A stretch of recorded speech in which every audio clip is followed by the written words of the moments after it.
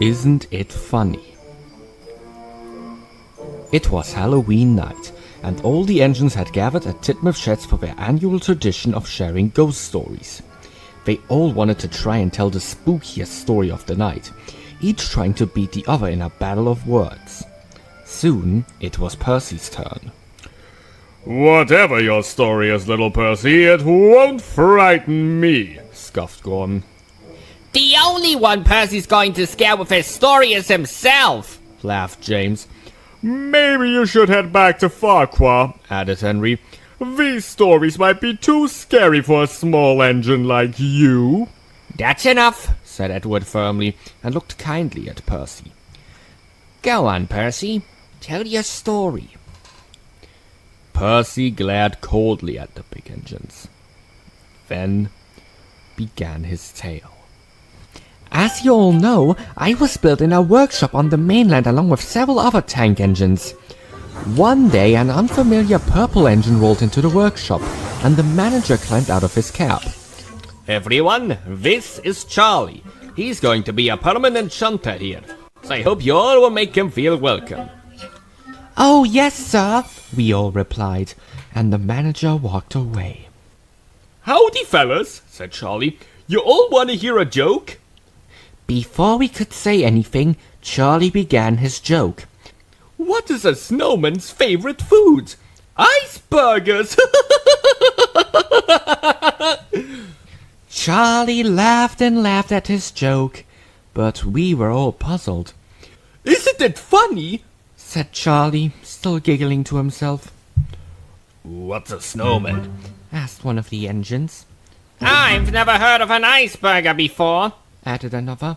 "You call yourself a comedian?" Said a third. "Maybe get some better material first." But Charlie just kept laughing. Whenever Charlie shunted trucks in the yard, he would practice his routine with them. Although the trucks enjoyed Charlie's jokes more than we did, the other engines would always find a way to sneak in their biting criticism. "Isn't it funny?" Charlie would always say. "That joke was even worse than the last.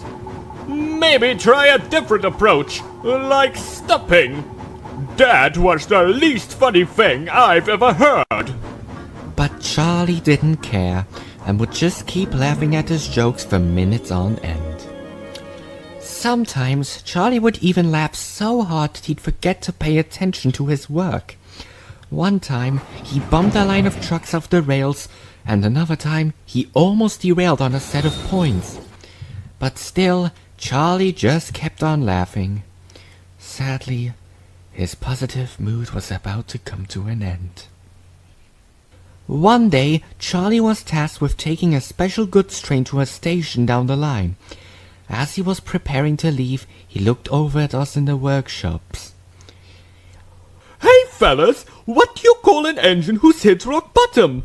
A train wreck!" As usual, we all groaned at Charlie's joke, but he just gawked at his wit as he puffed away. As Charlie approached the station, he was still laughing at his joke. He was so distracted that he didn't notice the level crossing ahead, or the car stuck on it. Charlie struck the car with full force.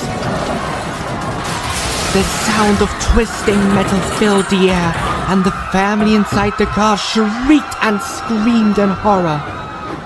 At last, Charlie came to a stop. He looked at the horror in front of him.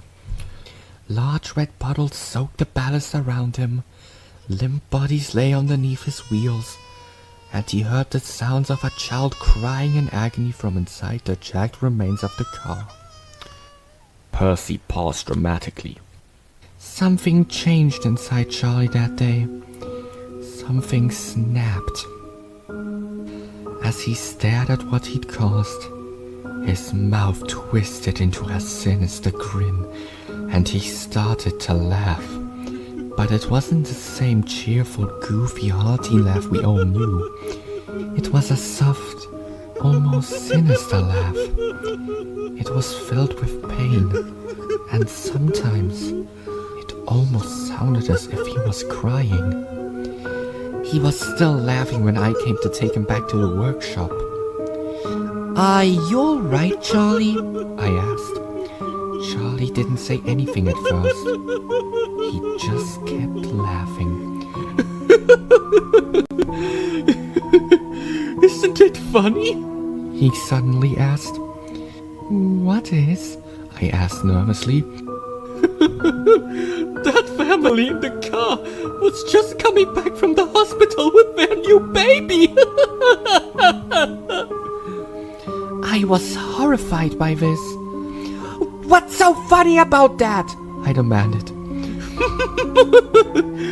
This was supposed to be the happiest day of their lives. Giggled Charlie maniacally. But now, they're all dead. Isn't it funny? I chose to say nothing more as I dragged Charlie home. He laughed all the way back to the workshop, where the manager was waiting. What do you have to say for yourself? He demanded crossly. Charlie tried to hold back his laughter. Those people were cut up like sausages when they slipped under my wheels. Sausages! Isn't it funny? The manager's stern expression turned to one of fear as he watched Charlie cackle hysterically while blood dripped from his wheels. I was ordered to shunt Charlie into a siding out of the way until the manager decided what to do with him. But even across the yard, we could all still hear Charlie's laughter. His jokes became much more grim, and the trucks no longer enjoyed Charlie's company. Hey, you trucks. What's the difference between you and the pile of firewood? You're much more fun to listen to when you're set ablaze! The trucks would only look away meekly as Charlie's blood-curdling giggles crept into their minds. But even at night, the laughter never stopped. Charlie's cackle echoed across the workshop, haunting us in our sleep. Eventually, the manager decided to have Charlie cut up for scrap, as no one would buy him, and he kept scaring away any potential buyers for us. I was given the task of shunting Charlie to the scrap yards. The manager rode in my cab.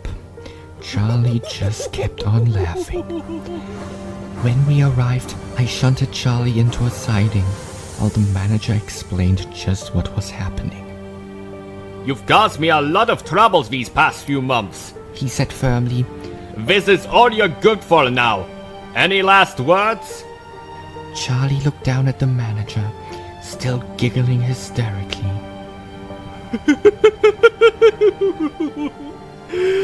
Would you like to hear a killer joke? He asked.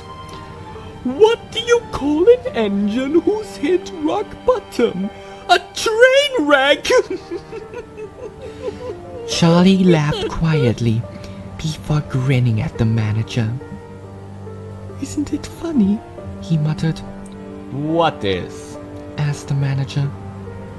Just how much pain a harmless little joke can bring.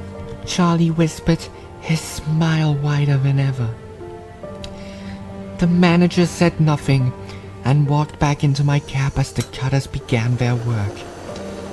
I'll never forget Charlie's demented laughter as the torches cut into his body. It's a sound that still haunts my dreams. His laughter seemed to grow louder and louder the further away I went from the scrapyard. But when I arrived back at the workshop, it stopped. The silence was almost unreal. But sometimes late at night, Charlie's laughter echoes across the line, from the workshop to the crossing and to the scrapyard. Some say he's still looking for someone to laugh at his jokes. I think he's looking for another punchline. Make sure it isn't you. The other engines were as still as ice. They stared at Percy, unaware that the little engine could tell such a horrifying story. Gordon, Henry, and James were all at a loss for words, so Edward spoke up. Well, Percy, that was certainly the scariest story I've heard in a long time. How did you come up with something like that? Percy looked morosely at the old engine. I didn't make it up, Edward, he said quietly. Charlie's still out there. Edward fell silent as Percy headed off for home, hopeful that his mind would never have to be haunted by Charlie's sinister laugh again.